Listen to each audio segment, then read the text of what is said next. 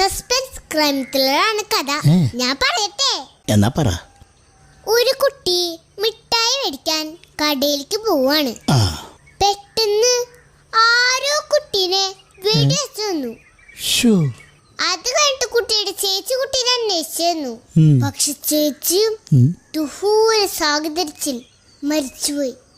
എന്ത് സാഹചര്യത്തിൽ? ദുരൂഹ സാഹചര്യത്തിൽ, അറിയില്ലേ? ദുരൂഹ സാഹചര്യത്തിൽ.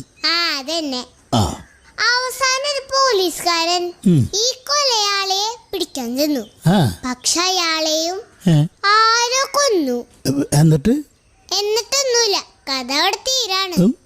അപ്പൊ ആരെ കൊലയാളി?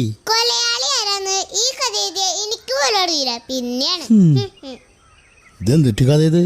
അയ്യേ, എന്റെ കഥയുടെ പേര് സസ്പെൻസ് ക്രൈം ത്രില്ലർ.